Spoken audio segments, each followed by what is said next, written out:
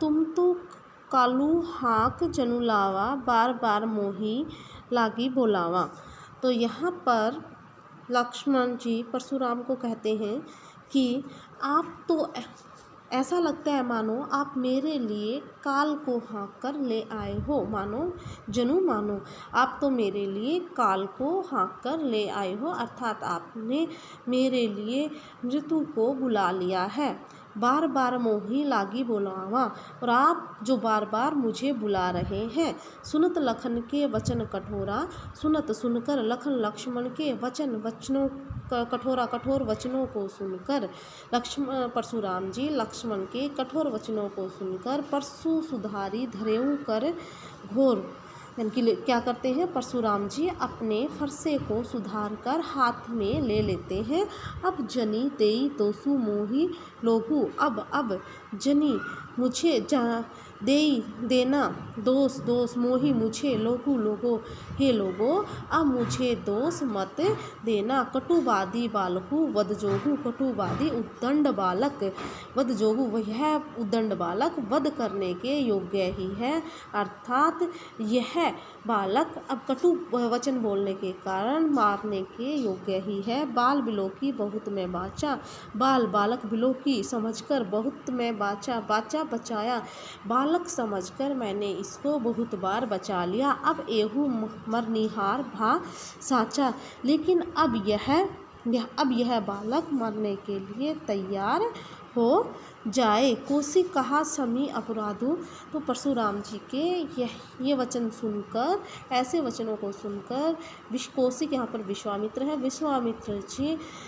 अधिक दुखी हो जाते हैं और कहते हैं कि हे परशुराम आप क्षमा कीजिए, बाल दोष गुण गनहि न देखत, यानी कि बालकों के गुण और दोषों को साधु लोग नहीं देखते हैं। खर कुठार में अकरुण को ही, खर मतलब तेज है, कुठार इसकी धार, परशुराम जी कहते हैं कि इस फरसे की धार बहुत ही तेज है। मैं अकरुण मैं दया से रहित क्रोधी मुनि हूँ, आगे अपराधी गुरुद्रोही, और इसके आगे मेरे सामने गुरुद्रोही भी खड़ा है, जो बार बार जो मेरे सवालों का उत्तर दे रहा है। छोड़ू बिनु मारे, जिसको मैंने कई बार बिना मारे ही छोड़ दिया है। केवल कौशिक शील तुम्हारे, हे विश्वामित्र, केवल तुम्हारे शील व्यवहार के कारण, तुम्हारे सद्व्यवहार के कारण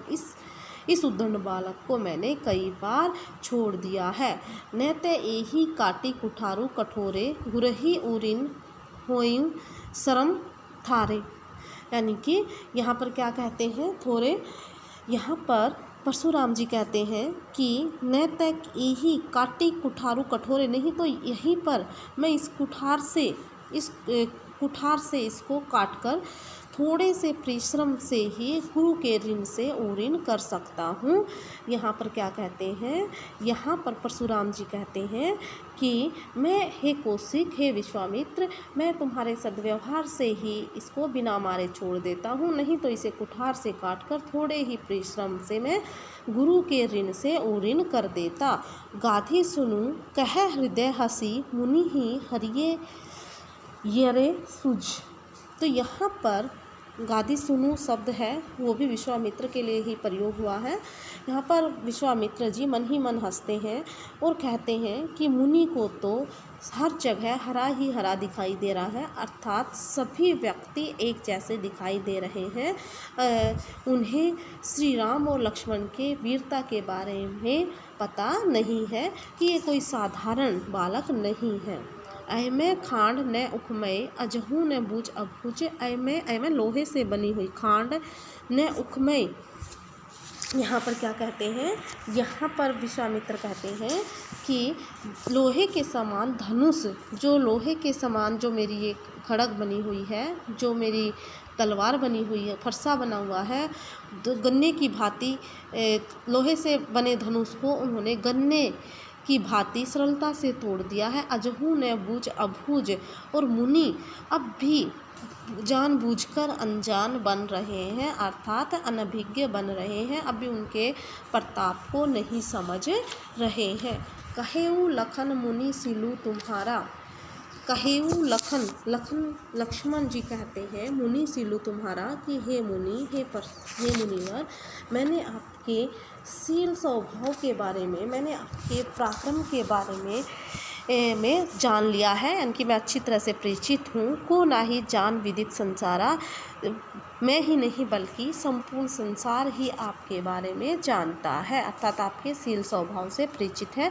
माता पिता ही उरिन भय नीके, माता आप अपने माता पिता के उरिन ऋण सहित भय नीके, अच्छी प्रकार से उरिन हो चुके हैं। आप अपने माता पिता के ऋण से भली भांति उरिन हो चुके हैं। गुर ऋणु एहो सोचू बड़ जी के, यानी कि गुरु के ऋण से आप सोच रहे हैं कि केवल गुरु का ही ऋण मेरे ऊपर शेष बचा है, मैं उसको किस प्रकार से उतारूं। सो जनु हमरे ही माथे काढ़ा, सो इसलिए जनु मानो आप हमारे माथे, हमरे ही माथे काढ़ा, हमारे माथे यह सब गढ़ना चाहते हैं।